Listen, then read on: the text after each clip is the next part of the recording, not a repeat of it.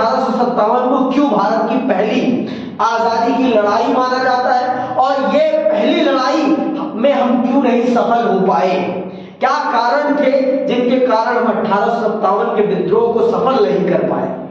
वो कौन से कारण थे जिन कारणों से हमारा ये विद्रोह असफल हो गया?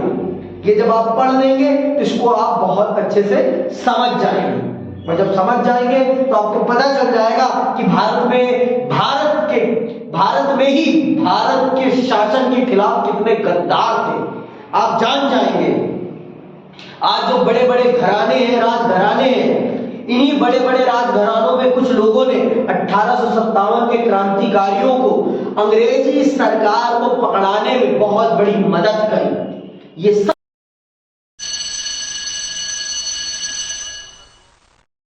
1857 का जो विद्रोह है, इस विद्रोह को भारतीय इतिहास में भारत की पहली स्वतंत्रता की लड़ाई के रूप में देखा जाता है। आप सब ने पिछला अध्याय पढ़ा, पिछले अध्याय में आपने समझ लिया कि अंग्रेजी शासन या कहिए ईस्ट इंडिया कंपनी का शासन भारत में किस प्रकार से स्थापित हुआ और उसका शोषण भारत के किसानों पर किस प्रकार से हुआ। उसकी कृषि नीतियों ने या कहिए कर नीतियों ने भारत के किसानों का किस प्रकार से शोषण किया, इससे आप बखूबी परिचित हो चुके हैं। और उन्हीं सारी चीजों ने, उन्हीं सारी नीतियों ने और उन्हीं सारे शोषणों ने भारत की जनता में अंग्रेजी शासन के खिलाफ एक विद्रोह पैदा कर दिया। आपने पढ़ लिया है वहां पर कि आपका 1856 में सांथालों ने विद्रोह किया। सांथालों के विद्रोह का कारण आप जान चुके हैं। और वही विद्रोह देखो, आपकी जो ईस्ट इंडिया कंपनी थी ना, ये अपने शासन को विस्तृत करना चाहती थी और बड़े क्षेत्र को अपने शासन में सम्मिलित करना चाहती थी, और उसके लिए उन्होंने बहुत सारे गलत हथकंडे अपनाए और उन गलत हथकंडों के माध्यम से उन्होंने भारत की जनता पर, भारत के राजाओं को अपने अधीन किया। अब भाई जो राजा पहले अपने क्षेत्र के राजा थे, अब उनसे अगर उनका शासन आप छीनेंगे तो उनके अंदर क्या पैदा होगा? उनके अंदर आपके प्रति प्रेम तो पैदा होगा नहीं, उनके अंदर उनके मन में आपके प्रति क्या पैदा होगा? विद्रोह पैदा होगा। और उन्हीं विद्रोहों ने भारत में एक आजादी की अलिग चेतना जगा दी, और उस चेतना का प्रमाण होता है 1857 का आंदोलन या कहिए विद्रोह। इस विद्रोह ने भारत की जनता को यह सचेत कर दिया कि अगर आपको शोषण से निपटना है तो आपको खुद उसके लिए आवाज उठानी पड़ेगी, कोई और दूसरा नहीं आएगा आपके लिए लड़ने। और यहां पर आज की क्लास में हम समझेंगे, पहले तो आज हम परिचय समझेंगे, ज्यादा कुछ नहीं समझेंगे, लेकिन एट द एंड तक आप इस चैप्टर में समझ जाएंगे कि 1857 को क्यों भारत की पहली आजादी की लड़ाई माना जाता है और ये पहली लड़ाई में हम क्यों नहीं सफल हो पाए। क्या कारण थे जिनके कारण हम 1857 के विद्रोह को सफल नहीं कर पाए? वो कौन से कारण थे जिन कारणों से हमारा ये विद्रोह असफल हो गया? ये जब आप पढ़ लेंगे तो इसको आप बहुत अच्छे से समझ जाएंगे, और जब समझ जाएंगे तो आपको पता चल जाएगा कि भारत के शासन के खिलाफ कितने गद्दार थे। आप जान जाएंगे आज जो बड़े बड़े घराने हैं, राजघराने हैं, इन्हीं बड़े बड़े राजघरानों में कुछ लोगों ने 1857 के क्रांतिकारियों को अंग्रेजी सरकार को पकड़ाने में बहुत बड़ी मदद करी। ये सब आप जानेंगे इस चैप्टर में बहुत विस्तार पूर्वक। तो चलिए पढ़ते हैं और समझते हैं 1857 के विद्रोह के बारे में। तो आज चल रहे हैं हम परिचय समझने। तो आइए, 1857 ईस्वी का वर्ष भारतीय इतिहास का एक युग प्रवर्तक वर्ष था। इसी वर्ष भारतीय इतिहास में एक ऐसी महान घटना घटित हुई जिसने भारतीय इतिहास के प्रवाह को एक नवीन गति एवं नवीन दिशा प्रदान की। या युगांतकारी घटना थी। 1857 ईस्वी की महान क्रांति, जिसे भारत का प्रथम स्वतंत्रता संग्राम, सैनिक विद्रोह, हिंदू मुस्लिम संगठित षड्यंत्र आदि नामों से भी जाना जाता है। ये भारत का पहला विद्रोह था जिसने अंग्रेजी शासन को अंदरूनी तौर पर हिला दिया था। इस विद्रोह को बहुत सारे नामों से जाना जाता है। भारत का प्रथम स्वतंत्रता संग्राम भी इसे कहा जाता है, सैनिक विद्रोह भी कहा जाता है और हिंदू मुस्लिम संगठित षड्यंत्र भी कहा जाता है। ये सारी चीजें कही जाती हैं और इन सारी चीजों को आपको समझना है और बहुत ही विस्तार से समझना है। आगे सुनो। विद्रोह के कारण अथवा ब्रिटिश शासन के विरुद्ध असंतोष के कारण निम्नलिखित प्रमुख कारणों ने 1857 ईस्वी के विद्रोह के प्रस्फुटन में महत्वपूर्ण योगदान दिया। बहुत से कारण हैं जिनके कारण भारत की जनता में ब्रिटिश शासन के खिलाफ विद्रोह की भावना पैदा होती है। कुछ कारण तो आप बहुत अच्छे से जान चुके हैं। किसानों पर किस प्रकार के अत्याचार हो रहे थे, इससे आप बखूबी वाकिफ हो चुके हैं और उस समय की 85% जनता किसान ही थी। इस बात को आप बखूबी जानते हैं। पूरा उस समय का भारतीय समाज कृषि समाज ही था। तो कृषि समाज था जिस कारण से अंग्रेजी शासन की कर नीतियों से सब प्रभावित थे। ऐसा कोई नहीं था जो उनकी कर नीति से प्रभावित ना, हर कोई प्रभावित था और हर व्यक्ति पर उसका प्रभाव पड़ रहा था, चाहे अनचाहे सब पर प्रभाव पड़ रहा था। और आपने जाना है कि भारत का शोषण करने में जितना अंग्रेजों ने योगदान दिया, उससे कहीं ज्यादा योगदान भारत के जमींदारों ने, भारत के साहूकारों ने और भारत के राजा रजवाड़ों ने किया है। भारत का शोषण अंग्रेजों से ज्यादा भारत के खुद के लोगों ने किया है। वो आप पिछले चैप्टर में समझ गए। राजनीतिक एवं प्रशासनिक कारण, राजनीतिक और प्रशासनिक कारण, विद्रोह के राजनीतिक और प्रशासनिक कारणों को चल रहे हैं हम समझने। ब्रिटिश प्रशासकों की साम्राज्यवादी नीति, साम्राज्यवादी मतलब समझते हो ना, विकासशील नीति की, ज्यादा से ज्यादा क्षेत्र को अपने नियंत्रण में लेना, ज्यादा से ज्यादा। आप पहले उन्होंने बंगाल रियासत को करा, फिर इधर का कब्जा किया, फिर इधर पूरे भारत को वो अपने अधीन करना चाहते थे। भाई और भी तो लोग थे। अब आपसे मैं आपका क्षेत्र छीनूंगा तो आप मेरे प्रति प्रेम भाव रखेंगे? क्या रखेंगे? आपके मन में मेरे प्रति शत्रुता का भाव पैदा होगा। ये स्वाभाविक है, ये गलत नहीं। अब अगर मैं आपकी चीजों पर कब्जा करूंगा तो आपके मन में विद्रोह पैदा होना स्वाभाविक है, ये होगा ही और इसको कोई रोक नहीं सकता।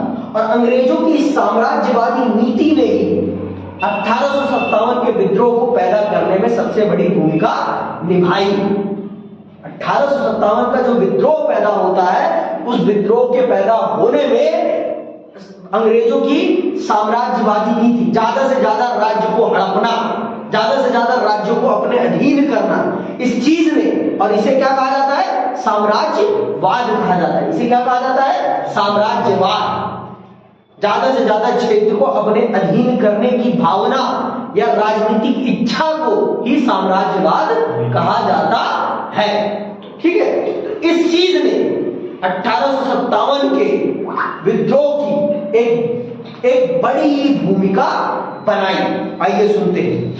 1857 ईस्वी के विद्रोह की आधार भूमि तैयार करने में ब्रिटिश प्रशासकों की साम्राज्यवादी नीति ने विशेष योगदान दिया।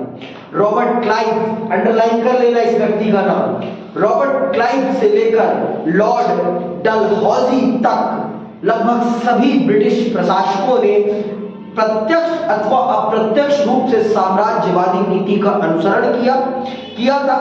साधनों के औचित्य अथवा अनौचित्य की कोई परवाह न करते हुए कहीं छल, कहीं बल तो कहीं बिना किसी आड़ के ही आधिकारिक भारतीय राज्यों एवं रियासतों का विलय अंग्रेजी साम्राज्य में कर लिया गया था।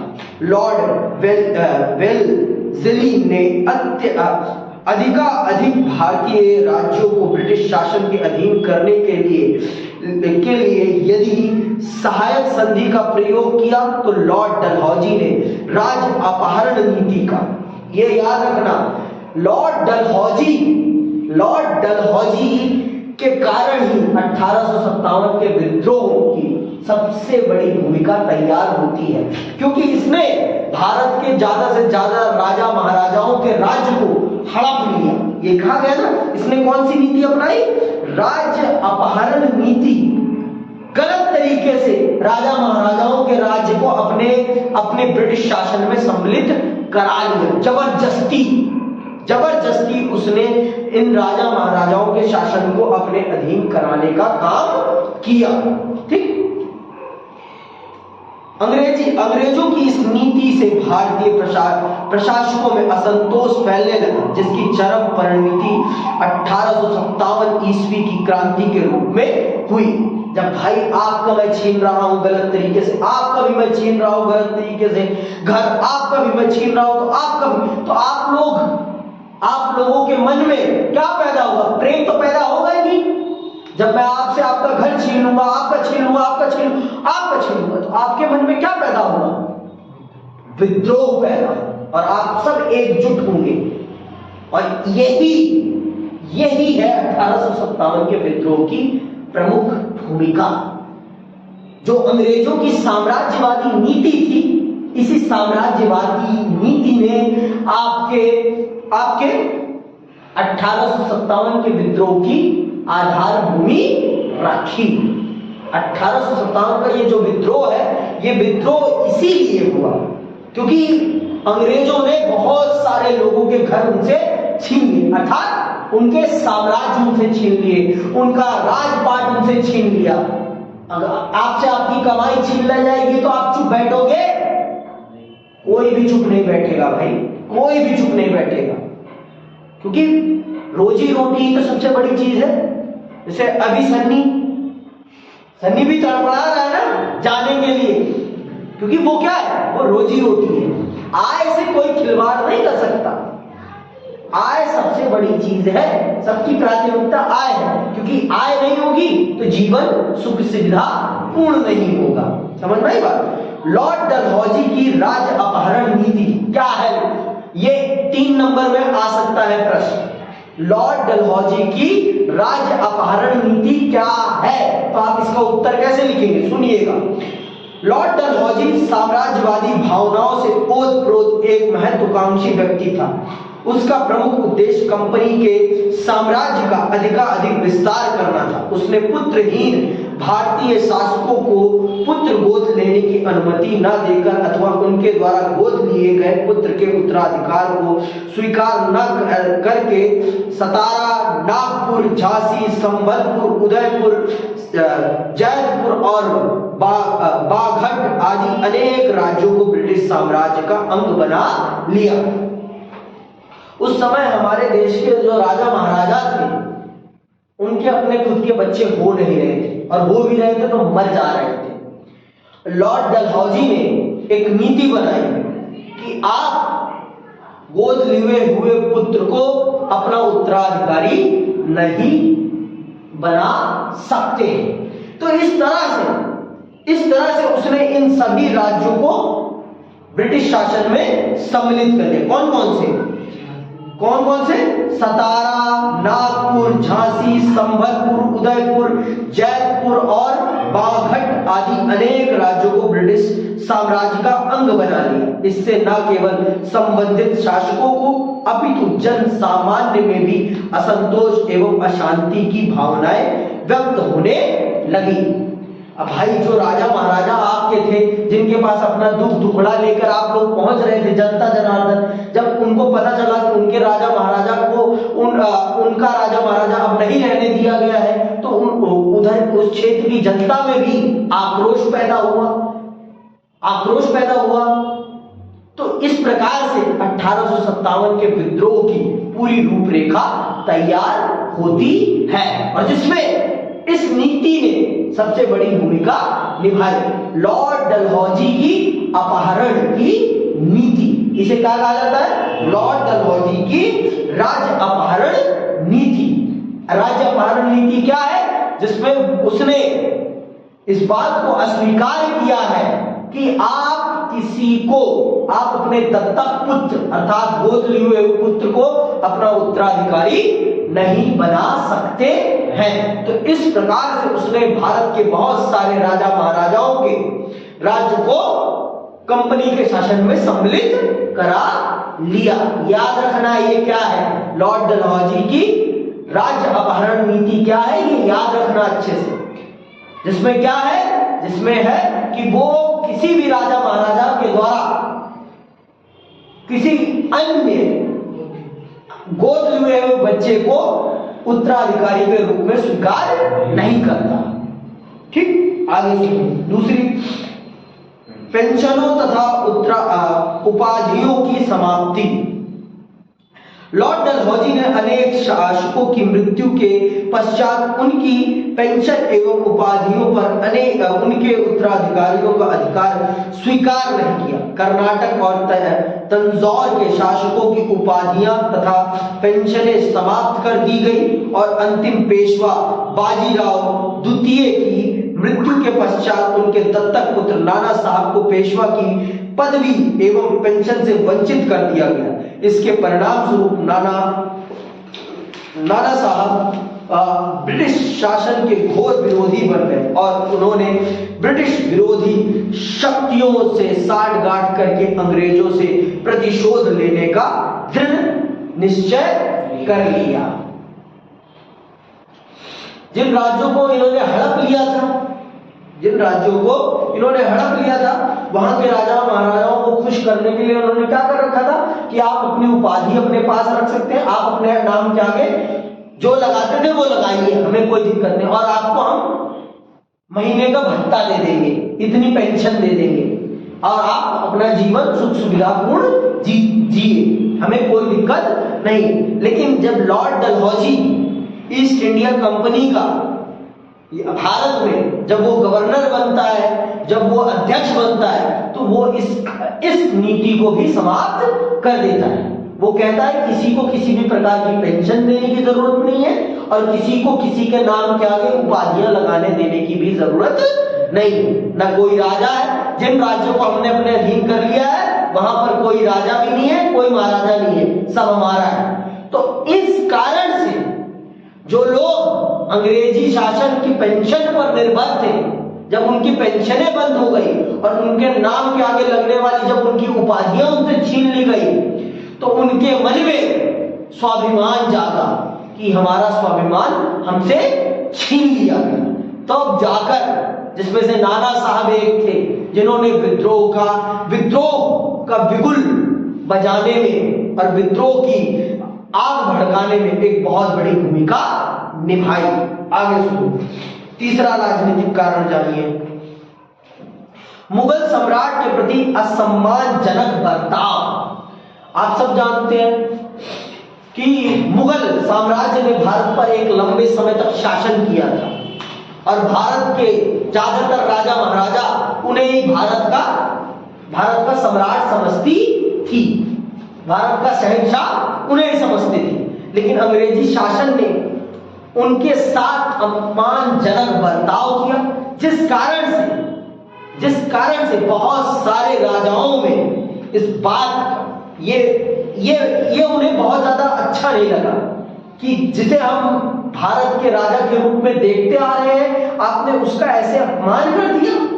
और ये बात उनको नागवार गुजरी और उन्होंने फिर जो किया वो सबको पता है। 1857 के विद्रोह के रूप में 1857 के विद्रोह के रूप में वो पूरी दुनिया जानती है। सुनिएगा, मुगल सम्राट बहादुर शाह द्वितीय के प्रति ब्रिटिश अधिकारियों का बर्ताव सम्मानजनक एवं आदरपूर्ण नहीं था। लॉर्ड हेस्टिंग्स के शासनकाल में अंग्रेजों ने मुगल सम्राट को भेंट एवं उपहार प्रदान करना बंद कर दिया था तथा कुछ समय पश्चात सिक्कों पर से भी उसका नाम हटवा दिया। गवर्नर जनरल लॉर्ड एलिन बारा एवं लॉर्ड डलहौजी ने तो सम्राट को महाराज, किले एवं उपाधि से वंचित कर देने की योजना भी बना डाली। परिणाम स्वरूप बहादुर शाह अंग्रेजों का घोर विरोधी बन गया और उसकी प्रजा, विशेषता मुसलमान जो उसका अत्यधिक आदर करते थे, अपने सम्राट के अपमान का बदला लेने के लिए कटिबद्ध हो गए। तो इस प्रकार से मुस्लिम जनता में भी अंग्रेजी शासन के खिलाफ असंतोष पैदा हो गया, क्योंकि भाई बहादुर शाह जफर द्वितीय उस समय भारत का अप्रत्यक्ष रूप से बादशाह था, चाहे उसके पास ताकत हो या ना हो, लेकिन सांकेतिक रूप से वो सबसे बड़ी रियासत का मालिक था, सबसे बड़े राज्य का मालिक था। इसलिए भारत की जनता, भारत का मुसलमान उसे अपना आदर्श मानता था। और जब अंग्रेजों ने उसके प्रति असम्मानजनक बर्ताव करना प्रारंभ किया, तो ये बात भारत के मुसलमानों को और भारत के राजा महाराजाओं को रास नहीं है। जब सिक्कों पर से उसका नाम हटा दिया गया, सब कुछ मतलब उसका अपमान किया जाने लगा, तो फिर भारत की जनता ये बर्दाश्त नहीं कर पाई। और फिर जो हुआ वो सब जानते, मुझे बताने की जरूरत नहीं। उच्च प्रशासनिक वर्ग के हितों को धक्का, उच्च प्रशासनिक वर्ग के हितों को धक्का। जब राजा महाराजाओं की रियासत जा रही थी, तो राजा महाराजा के जो नवाब थे, जो सलाहकार थे, उनकी भी जॉब चली गई। तो जब उनकी रोजी रोटी पे संकट आया, तो उन्होंने भी फिर बिगुल में बिगुल बजाया। भाई मैं राजा था तो मेरे साथ और भी तो 100 लोग, 200 लोग, 300 लोग काम करते थे, और मेरी रजवाड़ी गई तो इन सब का भी काम चला गया। तो जब इन सब का भी काम गया, तो इन सब ने भी बिगुल बजाने का निर्णय लिया कि अब बिना बिगुल बजाए काम नहीं चलेगा। अगर हमें अपना सम्मानजनक जीवन फिर से चलाना है, तो हमें अंग्रेजी सरकार से अपने अधिकारों को छीनना ही पड़ेगा। क्योंकि अगर हम अपने अधिकारों के लिए नहीं लड़ेंगे, तो हमारे अधिकार हमें मिलने वाले नहीं। ये भारत की उस समय की जनता इस बात को भांप गई थी कि अगर हमें अपने अधिकार चाहिए, तो हमें अपने अधिकारों के लिए लड़ना पड़ेगा, और नहीं लड़ेंगे तो हमें हमारे अधिकार मिलने वाले नहीं है। हमें हमारे अधिकार मिलने वाले नहीं है, कोई हमें हमारा अधिकार नहीं दिला पाएगा। सुनना क्या है, अधिक देशी राज्यों के नष्ट होने का घातक परिणाम यह हुआ कि इन राज्यों के प्रशासन एवं अदालतों में उच्च पदों पर नियुक्त लोग अपनी आजीविका के साधनों से वंचित हो गए। जैसे कि मैंने बताया, जब राजा ही नहीं तो उसके कामगार किस काम के? जब राजा ही नहीं तो उसके कामगार किस काम के? उसका दरबार किस काम का? अब राजा ही नहीं तो दरबार क्यों लगेगा? और दरबार में काम करने वाले लोग ही क्यों चाहिए थे? समझ में आई बात? तो जिन लोगों को राजा के दरबार से रोजगार मिलता था, जब राजा का दरबार भंग हुआ और उनका रोजगार जब छीना, तो उनके मन में भी फिर अंग्रेजी शासन के प्रति प्रेम नहीं, फिर क्या पैदा हुआ? विद्रोह पैदा हुआ। भारतीय शासक कला और साहित्य के संरक्षक थे। वे विद्वानों, धर्मगुरुओं और फकीरों आदि की सहायता करते रहते थे। देसी दरबारों के पतन से यह संरक्षण समाप्त हो गया। परिणाम स्वरूप उस वर्ग की स्थिति दयनीय हो गई और उसमें ब्रिटिश शासन के विरुद्ध असंतोष बढ़ने लगा। शासन का विदेशी स्वरूप क्या है? सुनो, अंग्रेजों के भारतीय शासन का स्वरूप विदेशी था। भारत का प्रशासन हजारों मील दूर लंदन में बैठे उन प्रशासकों द्वारा संचालित किया जाता था जो भारत की प्रशासनिक संस्थाओं, परंपरा एवं मान्यताओं से पूर्णतः अनभिज्ञ थे। सैनिक एवं असैनिक सेवाओं के उच्च पदों पर अंग्रेजों का एकाधिकार था। भारत के लिए कानून निर्माण करने वाली काउंसिल के सभी सदस्य अंग्रेज थे। वे भारतीयों की इच्छाओं एवं भावनाओं को समझे बिना ही कानून बनाकर उन्हें जबरदस्ती भारतीयों पर थोप देते थे। अंततः भारतीयों में ब्रिटिश शासन के विरुद्ध रोष बढ़ने लगा। ये भी एक कारण है। अब भारत में रह रही जनता पर भारत से कोसों दूर बैठे लोग भारत की जनता के जीवन का फैसला कर रहे हैं। भारत के बड़े बड़े पदों पर भारतीय लोगों का ना होना, भारत के लिए जाने वाले डिसीजन में भारतीयों का ना होना, यह भी विद्रोह के प्रमुख कारणों में से एक बनता है। विद्रोह के कारणों में से एक बनता है ये भी। इसने भी विद्रोह की भूमिका तैयार करने में बड़ी भूमिका निभाई।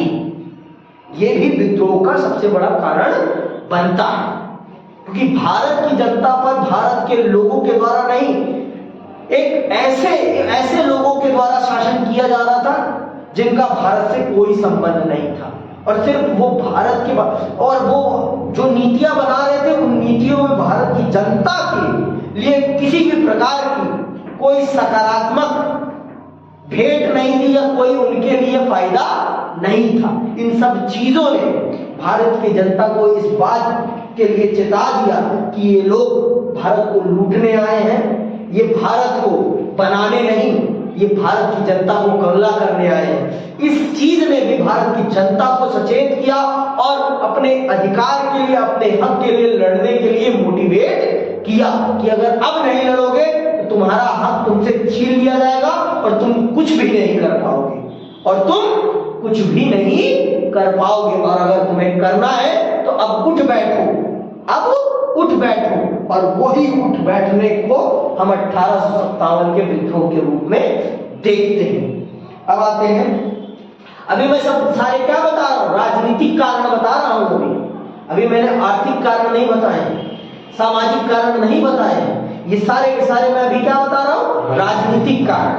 तो याद रखना, अवध का विलय, अवध रियासत का विलय, अंग्रेजी शासन में अवध रियासत का विलय, ठीक है। तो ये सारे कारण हैं, ये सारे के सारे राजनीतिक कारण हैं। भारत की जनता तो पहले से ही प्रताड़ित थी, लेकिन भारत की जनता जब अपने राजा महाराजाओं के पास जाती थी तो राजा महाराजा कहते थे कोई बात नहीं। लेकिन जब राजा महाराजाओं के साथ शोषण होने लगा तो राजा महाराजा भी समझ गए कि अंग्रेजी शासन अच्छा नहीं है। तो अंग्रेजी शासन को उखाड़ फेंकने के लिए अब जनता के साथ राजा महाराजा भी तैयार हो गए। अब जनता के नेता भी तैयार हो गए कि हाँ भाई, जनता जो कह रही है वो सही कह रही है, ये लोग अच्छे नहीं है और इनको उखाड़ फेंकना हम सब के लिए बहुत जरूरी है, हमारे देश के लिए भी, हमारे लिए भी और हमारी जनता के लिए भी। और अगर हमने ऐसा नहीं किया तो हमारी जनता भी इस दर्द को भोगेगी, इस दुख को भोगेगी और हम भी इस दर्द और दुख को भोगेंगे। अवध का विलय, अवध रियासत का विलय सबसे बड़ा राजनीतिक कारण बनता है। उस समय सबसे बड़ी रियासतों में से एक रियासत थी अवध की रियासत। उत्तर प्रदेश की सबसे बड़ी रियासत थी अवध की रियासत। अवध रियासत का विलय 1857 के विद्रोह का सबसे बड़ा राजनीतिक कारण बनता है। सुनना ध्यान से, और बहुत ही गलत तरीके से अवध को अधीन किया गया था। सुनना,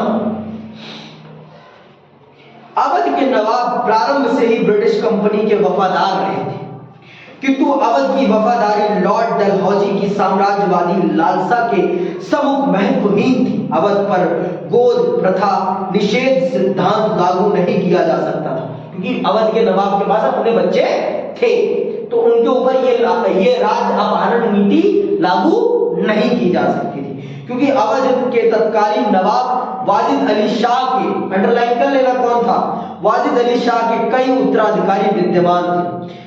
10 नवंबर 1801 ईस्वी को अवध के नवाब साउद अली ने विवशता पूर्वक सहायक संधि को स्वीकार कर लिया था। उसने सहायक संधि की सभी शर्तों की, नवाब अपनी सेना को भंग कर दे, अपनी रियासत में अंग्रेजी सैनिक टुकड़ियों की नियुक्ति की अनुमति दे और दरबार में विद्यमान ब्रिटिश रेजिडेंट की सलाह के अनुसार शासन चलाने को स्वीकार कर लिया था। फिर भी सारी शर्तें उसने स्वीकार कर ली थी। इस प्रकार अपनी सैनिक शक्ति से वंचित हो जाने के कारण नवाब के लिए अपने राज्य में कानून व्यवस्था बनाए रखना कठिन हो गया। विद्रोही मुखियाओं एवं तालुकदारों पर उसका नियंत्रण समाप्त होने लगा और अंग्रेजों पर उसकी निर्भरता दिनों दिन बढ़ने लगी।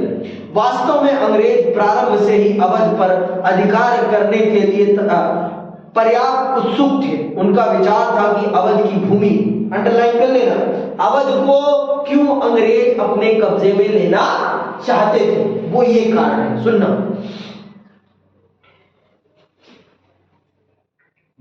उनका विचार था कि अवध की भूमि नील और कपास की खेती के लिए अत्यधिक उपयुक्त थी और वे इस क्षेत्र को उत्तरी भारत के एक विस्तृत बाजार के रूप में विकसित कर सकते थे। उल्लेखनीय है कि 1850 के दशक के प्रारंभ तक देश के सभी प्रमुख क्षेत्रों जैसे मराठा भूमि, दोआब, कर्नाटक, पंजाब और बंगाल आदि पर अंग्रेजों का अधिकार हो चुका था। अंततः अब उनकी लालाई दृष्टि अवध पर टिकी हुई थी, जिसे उन दिनों उत्तर भारत की शान कहा जाता था। गवर्नर जनरल लॉर्ड डलहौजी ने 1851 ईस्वी में अत्यधिक विश्वास पूर्वक अवध राज्य के बारे में कहा था कि ये गिलास फल एक दिन हमारे ही मुंह में आकर गिरेगा। चेरी, गिलास फल का मतलब चेरी, ठीक है, चेरी है। इसके ठीक 5 वर्ष बाद लॉर्ड डलहौजी ने अवध पर कुशासन का आरोप लगाकर 13 फरवरी 1856 ईस्वी को उसे ब्रिटिश साम्राज्य का अंग बना लिया। ब्रिटिश सरकार ने नवाब पर अलोकप्रिय होने का भी आरोप लगाया। नवाब वाजिद अली शाह को 12 लाख रुपए वार्षिक पेंशन देकर कलकत्ता भेज दिया गया। नवाब का प्रशासन भंग कर दिए जाने से हजारों की संख्या में दरबारी अधिकारी एवं कुलीन बेकार हो गए। लगभग 21,000 तालुकदारों की जागीरें अंग्रेजों द्वारा जब्त कर ली गई। दरबार तथा कुलीन वर्ग से संबंधित दस्तकार, संगीतकार, नर्तक, कवि, व्यापारी और दुकानदार भी बेरोजगारी की स्थिति का सामना करने को विवश हो गए। परिणाम स्वरूप अवध असंतोष के एक विशाल केंद्र के रूप में परिवर्तित हो गया। जब राजा का दरबार गया उससे, तो जो लोग दरबार में काम कर रहे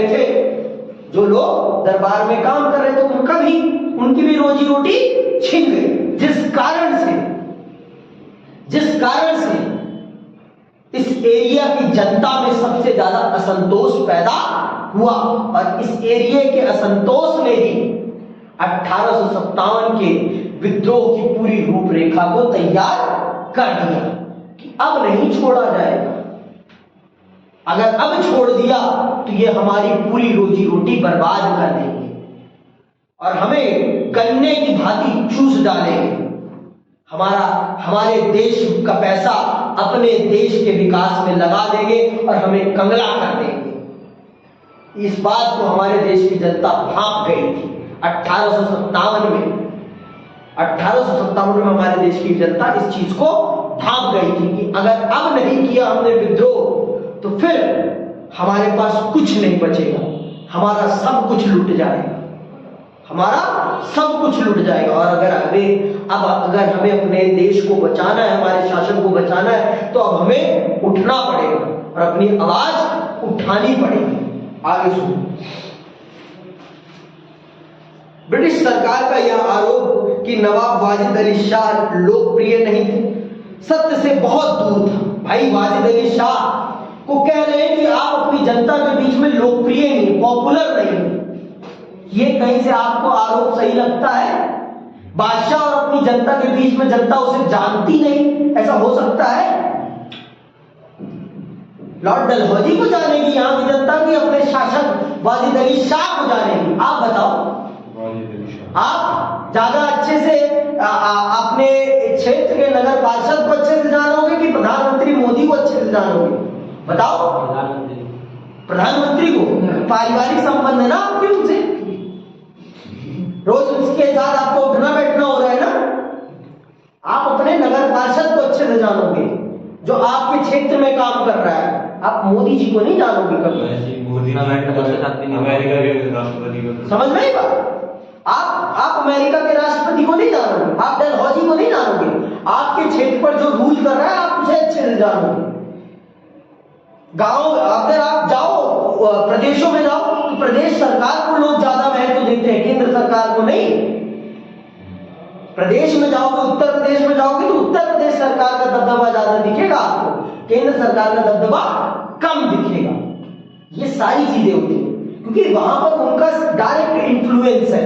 तो ये आरोप लगाना वाजिद अली शाह पर कि आप पॉपुलर नहीं है अपने क्षेत्र में, ये तो कहीं से भी स्वीकार्य नहीं, कहीं से भी सही नहीं लगता। आगे सुनो। इसमें कोई संदेह नहीं कि अवध के लोग उन्हें दिल से चाहते थे। उपलब्ध साक्ष्यों से पता चलता है कि जिस समय नवाब लखनऊ से विदा लेकर जा रहे थे, विशाल संख्या में विलाप करते हुए, विलाप मतलब रोते हुए लोग, विलाप करते हुए लोग उनके पीछे पीछे कानपुर तक गए थे। कानपुर तक नवाब वाजिद अली शाह के निष्कासन से अवध की जनता केवल दुखी ही नहीं अपितु उसने स्वयं को अपमानित भी अनुभव किया। अवध के लोगों के क्षोभ एवं विवशता की झलक उनके प्रक्षेपों के विवरणों में मिलती है। नवाब विहीन अवध की स्थिति पर टिप्पणी करते हुए एक प्रेक्षक ने लिखा है था, देह से जान जा चुकी थी, शहर की काया बेजान थी, कोई सड़क, कोई बाजार और कोई घर ऐसा ना था जहां से जाने आलम से बिछड़ने पर विलाप का शोर ना गूंज रहा हो। निसंदेह अवध के ब्रिटिश साम्राज्य में विलय के दुखद परिणाम में स्वयं अंग्रेजों को भी 1857 ईस्वी के प्रथम भारतीय स्वतंत्रता संग्राम के रूप में इस विलय के दुष्प्रभावों का भुगतान पड़ा। ठीक है, तो ये सारे कारण हैं। अवध रियासत को अंग्रेजी सरकार के द्वारा जबरदस्ती अपने शासन में मिलाया जाना उत्तर भारत की जनता को, ये है पूरा अवध, ये अवध रियासत है, ये रियासत, इस रियासत को जबरदस्ती अंग्रेजी सरकार के द्वारा मिला है, अपनी रियासत अपने साम्राज्य में मिलाया जाना अवध की जनता को नागवार गुजरता है। और फिर अवध की जनता जो करती है वो सबको पता है, वो सबको पता है। 1857 के विद्रोह के रूप वो सब जानते हैं। अब अगली क्लास में हम आर्थिक कारणों को समझेंगे कि कौन कौन से वो आर्थिक कारण हैं जिनके कारण जनता विद्रोहित हुई, जनता ने सरकार की, अंग्रेजी सरकार की ईंट से ईंट बजाई। चलिए आज के लिए बस इतना ही। जय हिंद, जय भारत।